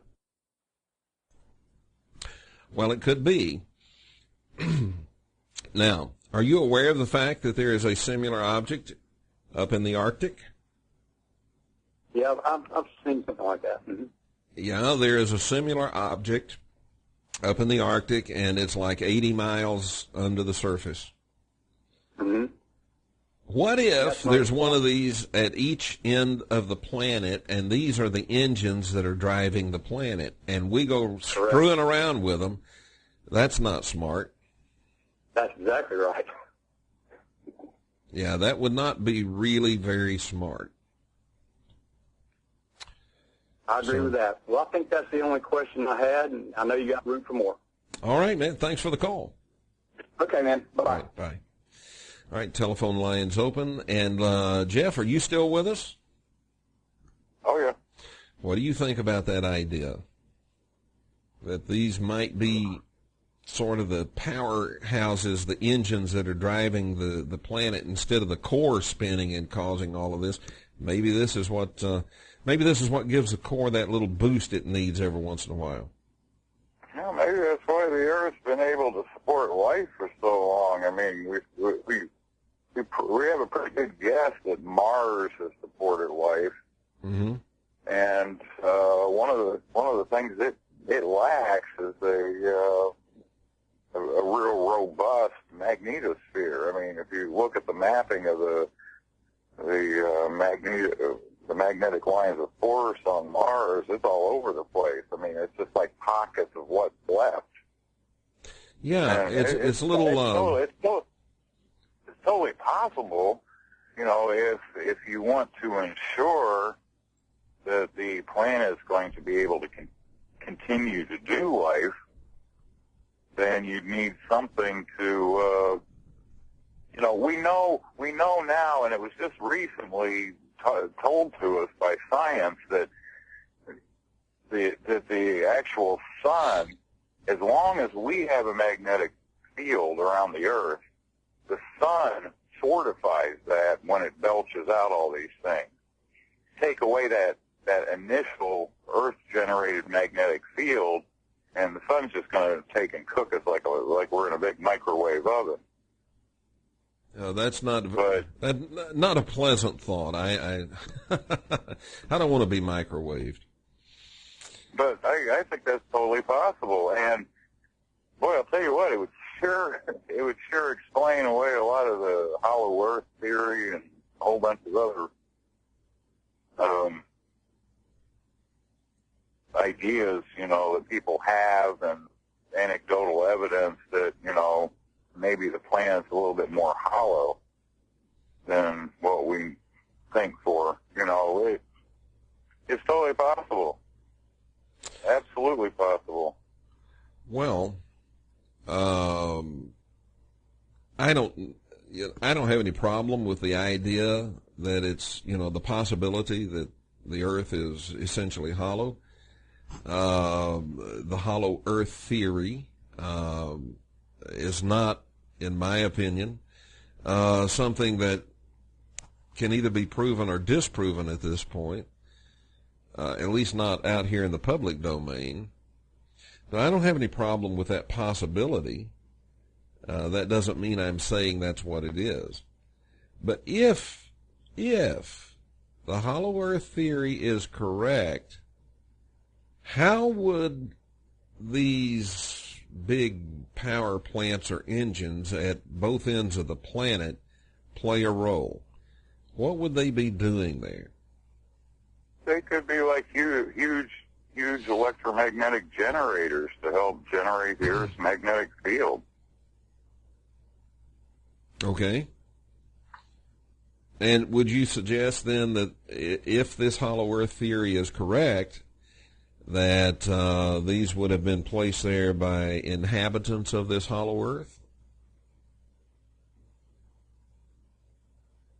I think that would be a good guess. Okay. It depends on where if there are beings that live in the hollow Earth, they had to come from somewhere. Yeah. I mean, the fact remains that, from a standpoint of everything that exists on this planet life-wise, and the planet itself, it's all, I mean, the planet is actually built up out of extraterrestrial material.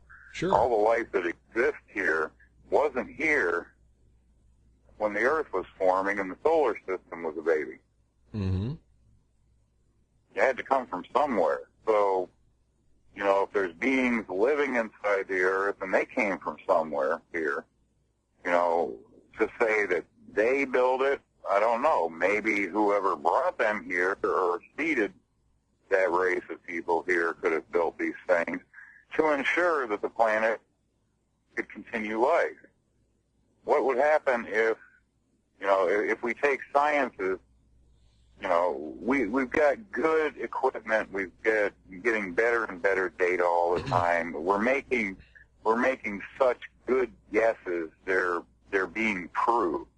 Mm-hmm. And we're being very accurate with these things. If we're to take what science tells us, that we have, the core and, this magnetic core and it rotates and all this stuff, well, say that's a reasonable expectation based on what we know about how planets work now and the fact that we have a magnetic field and all this other stuff. But what's to say maybe that isn't there and we have artificial generators instead? Who's to say that there's not some big heater at the middle of the Earth keeping it warm? Well, there might be. Let's go to the telephone. Caller, you're live on the Kevin Smith Show Special Edition. First name and from where are you calling? Hello, Kevin. It's Haya from Vancouver Island, Victoria. Hello, Haya. Hi. Listen, I'm listening to this, and of course, I understand the hollow Earth theory because I know Brooks, and I've been up at the ranch a number of times and have met him, listened to his, and I've got his books. Mm-hmm. Also, I've thought about a lot of other theories about, Nazis building underground facilities. Then there's also Richard Sauter that his got evidence that, we ourselves have turned around and we've created tunnels, underneath the earth and created problems. And then, of course, in ancient times, we are also, what comes to mind with me, if you put the holes and you start following the dots, what do you think of the fact that those two anomalies could be gravity field generators? Because we really don't know where gravity comes from, so maybe it's something to stabilize the gravity on this Earth. I don't know. I defer to Dr. Bird. What would you think, sir? I don't know. We did find some gravity mappings around the area. It'd certainly be something to look into to see if there's heavier concentrations of gravity around those areas. But, one of the things you found... If we knew where those areas were... Yeah, but one of the things you found was a paper about, or it was a link to a paper. I think this is one of those that when you click on it, you can't find it, or the Internet can't find it. But it was about magnetic anomalies in the air above Lake Vostok, right? Yeah, and yes, gravitational anomalies, yeah. Mm-hmm. Well, Haya, you might be on to something there. That's what I'm thinking. Maybe it has something to do with gravitational. Maybe they're artificial. I just call them field generators, but I just get that. It just popped up, and I thought maybe this is what it's all about. Well, if one day, you, your neighbors, me, everybody you see, everybody you know just starts floating off of this planet, some idiot got down there and flipped the switch. Very, very true. Yeah. Very true. I think it's because just doing the research I've been doing, the whole scope has just totally opened up. I mean, what I used to believe in, or what I thought I believed in, of course, a belief is very changeable. Mm-hmm. What I know now, I didn't know, but 10 years ago, it's just incredible. I mean... things have changed. They have, very much so. Well, you know what? Things haven't changed. They're still the same. But we're not quite as dumb as we used to be. Yeah, we've changed. We're not as dumb as we used to be. Exactly. Yeah. Okay, well, Haya, I appreciate the call. Great thought. Gravitational devices, maybe, just maybe. Yeah, never know. All right, thanks for the call. You're welcome. We're going to extend this just a little bit longer if you want to call. Boy, we've had some good calls, some good ideas. That's one I had not even thought of, Jeff. I had not even thought about that these may be some sort of gravity field generators, or maybe not generators, but sort of, who knows, maybe capacitors for gravity, or maybe resistors for gravity to just kind of regulate. Who knows? There's a lot of theories that say that the moon is an artificial satellite. It's totally possible that the Earth could have been built as a, we don't know. Mm-hmm. Could be. That's just it. We just don't have that much information about this, and now that they've classified it and turned it secret, I sure hope it's not gravitational field generators, because, things have changed, and whoever gets control of those could really mess things up. They'd own the planet. They would own the planet. Okay, telephone, let's go back there. Caller, you're live on the Kevin Smith Show Special Edition. Your first name and from where are you calling? This is Mike from Kentucky, Kevin. Hello, Mike. Hello to you and to your guest. We're talking about Lake Vostok in Antarctica, and isn't that the same place the Perry Reese map showed before ice was on it? Well, Antarctica is, yeah. So how do we know that if there are generators down there that maybe the North and South Pole, that they weren't both built before the ice was ever there? I'm pretty sure they were. Yeah. So the purpose of their purpose at that time, you know, the Earth was younger, a lot younger, and so maybe the magnetosphere was a lot weaker at that time, and they used that, you know, as an amplifier. Could be. What do you think, Jeff? Totally possible.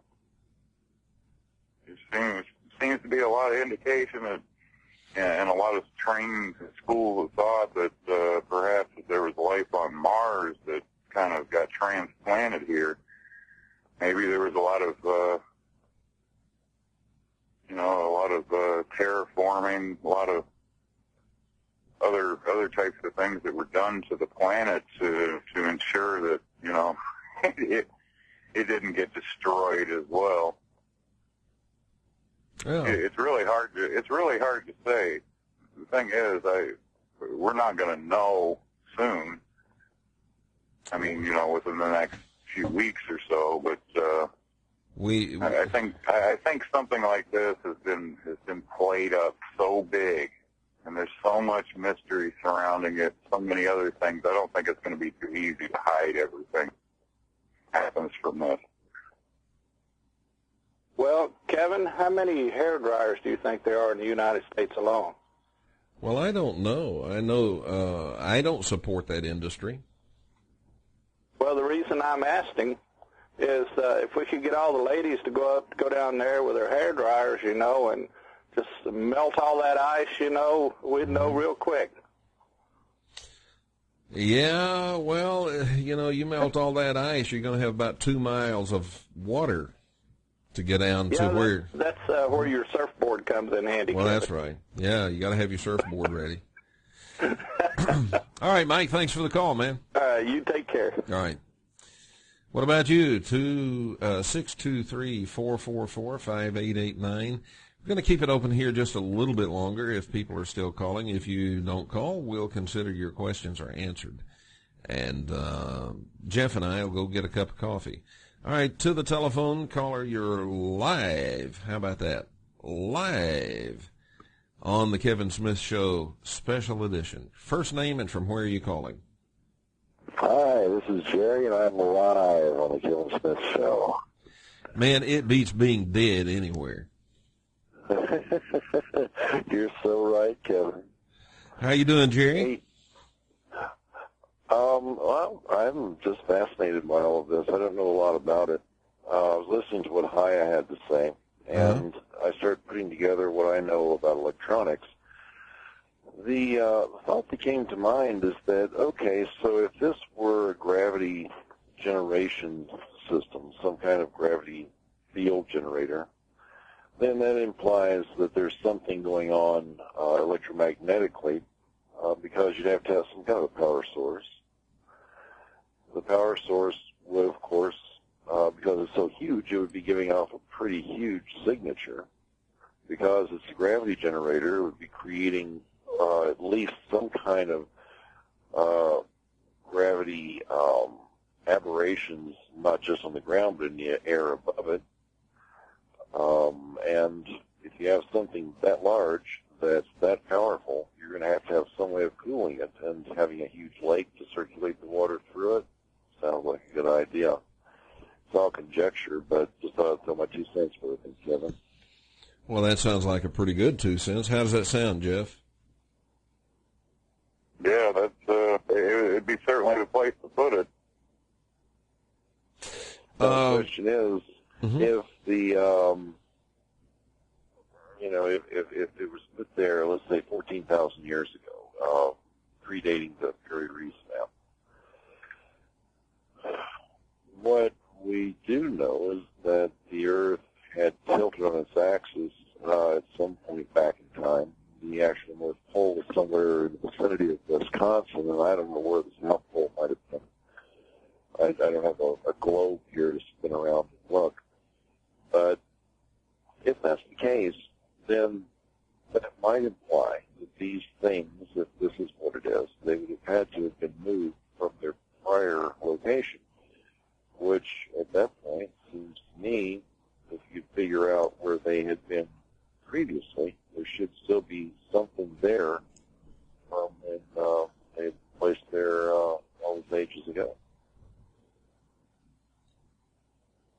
Sounds reasonable to me, but I'm not a scientist.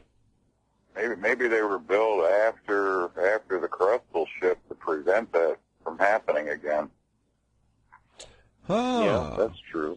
And if that's the case, that really brings in another piece of the puzzle, because now, if we consider that these are gravity generators, then the way to harmonically balance between the North and the South Pole would be to use a large object and put it in rotation around the Earth, and thus the Moon being an artificially placed object to balance harmonically the generators. And control our tides and make sure that the polar caps stay nice and frozen. Yeah, exactly right. You guys are way over my head now. You're about 2.2 miles over my head now. Well, we don't want to do that, Kevin. But I think one thing that just about everybody could agree on, although nobody's really disagreeing, we're all just speculating here. But I think one thing that everybody could agree on is when they talk about there being a magnetic anomaly and they put that in small letters, they are way understating this. This thing is huge, not just physically, but this is probably the biggest news that has happened since we ostensibly stepped on the moon. I can't think of anything bigger that's happened in science than this. Yeah, it certainly is quite auspicious. In my way of thinking, looking at it from the electronics and the thing, to have a magnetic anomaly that's that large means that there is an incredible amount of power that's being changed. There was a professor, what was his name, Delarier? Was that his name, Jeff? Yeah. Who wrote a paper back in the 60s about having found one of these up in the Arctic. It's 80 miles below. It's like 80 miles long and 80 miles below the surface, and generating, he said, an enormous amount of electricity. Isn't that what his paper said, Jerry? I mean, Jeff? Yeah. Yep, that's why when a Studinger discovered this stuff, I think that's what just to find something similar was a little interesting to begin with. Well, and if it is, as you say, these spikes in the electric field up on the surface of Lake Vostok being the size that they are, you described it would have to be, a lot of power down there 2 miles down for it to show up at this level on the surface. Maybe it also is generating a whole lot of electricity. And here's a possibility. Maybe, I mean, if you look at the chart of the electrical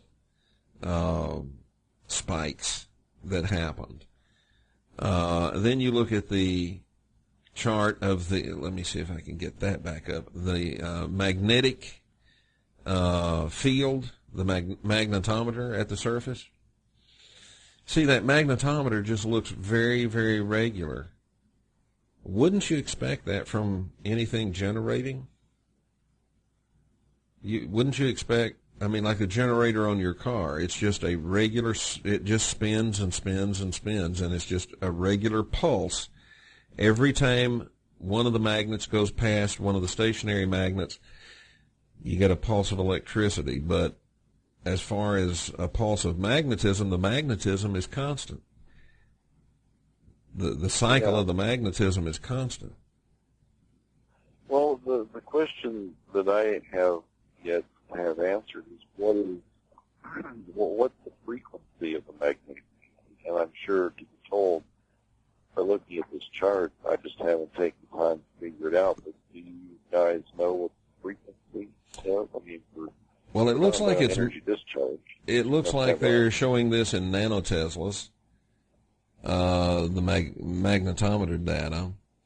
The problem is I don't know what the difference is here between the E, H, and Z line. The E line is blue, and it's virtually identical to the red line. There's a little difference. The red line is H, and the Z or Z line is green, and it's really calm. So I'm not sure what those mean, but it's measured in nanoteslas. And I was hoping maybe Brooks Agnew would call in and explain that to us, but we haven't heard from him. So well, that's actually three different points of data from a three-axis magnetometer. Okay. So you got the horizontal, the vertical, and then you got the opposite side, the Z-axis on the thing. It's measuring magnetic fields in three directions. Okay, so what would be the meaning of what we're looking at here then, Jeff? It's just how those specific, it's basically how each axis of that magnetometer, what it's picking up. Well, what it looks like then is the E, I guess that's the vertical, and H is horizontal. Is that how it works? Anyway, the E seems to have a peak in its reading just before H does. So I'm not sure what that would indicate. Well, I think, Kevin, what we're looking at here is a two-dimensional depiction of a three-dimensional field. Because you have your X, Y, and Z axis basically on a tri-field meter. Okay. So you're looking at time between flux or pole, and another one looking at intensity of pole, and the other one you're looking at the Z-axis. But anyway, the point is that you're looking at a two-dimensional representation of a three-dimensional effect. And if you had several of these and started using this and put it with an algorithm to extract and extrapolate fields, then you could actually show what the field looks like, not just what its properties are. Okay. Now, magnetism and electricity are related, are they not? Well, magnetism and electricity are basically the same thing in two different forms. Electricity standing alone is really nothing. But when it moves, it creates a field because there's an exchange taking place. It's energy that's being transformed. And in that transformational process, you have a field that's generated, and it transforms from one state to another, and that field is magnetism. Okay. But shouldn't we see a spike in the magnetic field at the same time we're seeing a spike in this electric field? Well, and that, yeah, I see what you're talking about there, and that's a real curious point, and it seems like it would. I'm not sure that we're looking at accurate data. Well, it's straight from them. Okay, we'll switch it back to the other one for a second. Okay. Well, you always, if there's a magnetic field, there'll always be an electrical field component, but not necessarily the other way around. Okay. Yeah, that's correct. You could have an electrical discharge with very little magnetic field to it. Yeah, it really depends on the intensity, how many, well, conventional terms, how much amperage there is in this chart. Okay, so we're getting to where I was going. what if what we're looking at here in the magnetometer data is just this thing doing its thing, whatever that thing is, and it's just generating whatever it generates, but it's stored up power? And what if what we're looking at in the electrical field is a discharge of power in response to having the lake punched into? Now, I'm not saying it's an intelligent response. I'm just saying you have a cause and this is an effect. So the lake gets punched into and there's a discharge of power that's been stored up. Doesn't change its magnetic field, but the electrical field changes because there was a discharge of stored up power. Is that possible? The thing that I'm noticing about these two discharge points on the screen you have up right now, yeah, if they're punching through, and this thing is developing a really intense magnetic field, or whatever. That's electric. Really. Yeah, electrical field. In it, and it's normal course of operation, undisturbed, without a hole being punched through the area, it would be in harmonic balance with the surroundings. As soon as you punch the hole, it would change that harmonic balance. There would be a surge in the field. It's a 6-hour surge. That's a heck of a surge. Yeah, well, it's really hard to explain, but just in theoretically speaking, it seems to me that if you have that kind of a field big enough to affect an entire planet, and you disturb the harmonic balance of that field, you're going to have quite a repercussion. Sounds reasonable to me. But, like I say, it's speculation. I'm not talking from having any actual knowledge of any of that. It's just a theoretical conversation. Well, I'll tell you what. Whatever this magnetic anomaly is, it's something, in my opinion, that powerful agencies and people have decided they don't really want us to know, and they can't really afford to try and hide it. That's why they tossed us the bone about the Nazis, to get our minds away from what it could really be, because they know they can't hide that it really is there. I think that's the deal. They can't hide that it's really there. That would indicate to me that something is active and it's about to change. And they can't hide that. So they're trying to... Well, and of course, when you take a look at the reality of being in 2012 and all the predictions and all that stuff, it's fascinating that it's taking place at this point in our history as well. Yeah. Well, yeah. And I don't think that, whatever this is, I don't think this is really going to be, good for us. Or they'd just tell us about it. And they wouldn't have told us about Nazis. I think the whole Nazi thing is to misdirect us, make us kind of throw the baby out with the bathwater. The Nazis can't be that. Nonsense. So they toss it. Meanwhile, the real stuff is sitting there hiding in plain sight. Well, it's a fascinating thing. It's big. Whatever it is, it's big.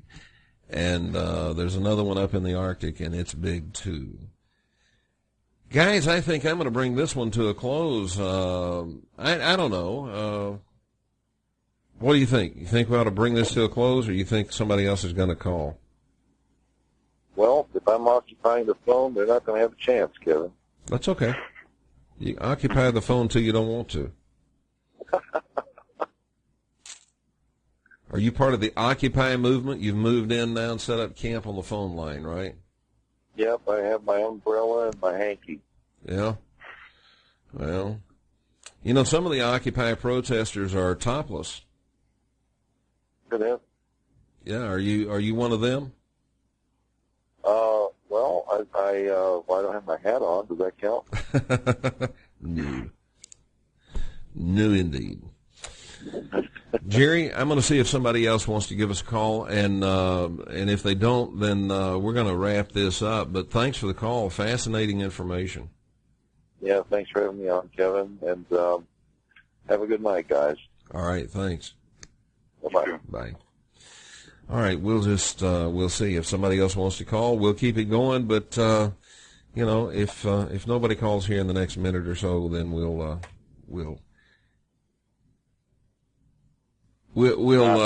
pour water on the fire. I'll clean this up. We'll pour water on the fire and call in the dogs, and the hunt's over.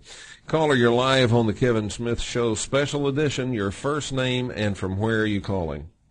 Hey, Kevin, this is Rusty from Michigan. Hello, Rusty. Hello. What is, maybe that thing has something to do with the EMVs. Well, maybe. You know, like it's sending a signal. Instead of controlling like the Earth, maybe it's sending a signal out into space. What would it be signaling to the EMVs, do you think? What would you speculate it's saying? Don't come here, they're all crazy? I don't know. It could be a guidance system. Okay. It could also be signaling to, now I don't know about this Nubaru thing, or I'm not saying yay or nay on it, but it could be, beaconing to something like that. Could be, but, it could be the other way around, too. It could be how the EMVs remote control Earth. That could be the receiver, maybe, you got one of these on the north and one on the south, and that's kind of like two antennas sticking up, and maybe that's how the EMVs control Earth. Okay, well, one thing kind of bothers me, though, is what would happen to these things, like if the Earth's crust was to shift? Wouldn't it be destroyed? I don't know. If it can't move like a machine? Maybe that's how it got under the ice in the last crustal shift. Well, that's possible because, there's studies showing Antarctica probably was warm at that time. Yeah, Antarctica used to be up closer to where Australia is today. And so it would have been much more tropical than it is now. Of course, it's nowhere near tropical now. Right. However, there are places in Antarctica where there's not any ice, and there are liquid water lakes right out on the surface. And guess where those are? Right up in the area that the Third Reich claimed. Well, that would make sense. If I was going to Antarctica and there's a warm spot, that's where I'd be. Yeah, I don't think you could accuse it of being warm. It's probably still very cold, but certainly a lot warmer than the rest of the continent. Right. Yeah. Yeah, well, I don't know. I just listened to everybody talking, and I thought, well, maybe this thing is throwing a beacon. It's kind of like us sending a signal from SETI and all them, and maybe this is, if there's somebody in the hollow Earth, maybe they're sending a beacon out for some particular reason. Maybe those are homing beacons, so the Anunnaki can find their way back over here. That's possible too. Yeah. Now, if that's the case, I don't mind if they close them down. Yeah, I don't know about them either. I guess there's some good ones, bad ones. Hope I never meet a bad one. I think. Yeah, you only need to meet one really bad one, and that kind of makes up for 10,000 good ones. Yeah. All right. Well, that's all I had. All right. Thanks for the call. All right. We'll let's see. We've got. I'll just go till the half hour here, and then we'll shut this down. Caller, you're live on the Kevin Smith Show Special Edition. Your first name and from where are you calling? Hi, Kevin. This is Bob in South Dakota. Hello, Bob. Man, I have been trying all night. I was worried there was a problem with my phone. I couldn't get through. Well, yeah, it's been pretty crowded. Haya beat me to the punch with the gravity generation. I was real excited with the idea of this Nazi base, But I just want to throw a little supporting potential evidence to the idea that it's gravity generation. Okay. Jerry has shown us all these sites in South America where there's megalithic stone structures. Yeah. We've got the pyramids, all that kind of stuff that was built with things that are so phenomenally huge and heavy that we can't build them today. How did they do that? Back when they were built, they weren't that heavy. Ah, so there's a stronger gravitational field now than there was then.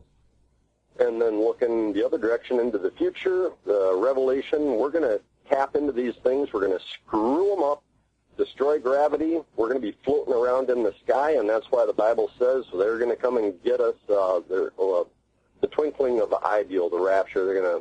We'll be caught up in the air because we'll be floating around. Well, that's certainly one interpretation of that. I doubt that's the one the Pope has. This has been a phenomenal week for you, Kevin. It has been. It has been. And, man, I appreciate the call. So you think it's gravity. You think that's what they're about? Well, I don't know, but it's a thought worth considering. Well, like I said, if it is gravity, if that's what this is all about, I hope some idiot doesn't get down there and flip the switch. Exactly. Love the program, Kevin. Thanks. Appreciate it. You bet. All right. Bye. All right. We got time for another call if it comes in like right now because we need to kind of close this down and let Dr. Bird get on about his business. But we've gone for almost 2.5 hours. And before we hit the wall at the end of the road here, I do want to say to Jeff Bird, thank you for helping me grab as much of this material as we could find. And thank you for coming on to help me try and kind of explain what it could be. And I really, really appreciate that. Hey, no problem. A lot of callers had good ideas. It seems like I'm walking away from this with even more questions now. Well, see, that's the thing. That's another thing. The weird part about all this was, as I was scouring everything and trying to piece together pieces of information, get pictures, data, whatever. I did run across those charts with the gravitational, the in-air gravitational anomaly. Yeah. And luckily I grabbed those while I was at it. And, I was going to look at them later because I was more paying attention to the electric field stuff because it was, kind of prolific. But be interesting to see how those gravitational anomalies around that area look, and kind of like why, almost leads me to ask the question, why are they mapping that? Really? Yeah. All right. If you will, just hang on the line with me there for just a minute, and what we're going to do here is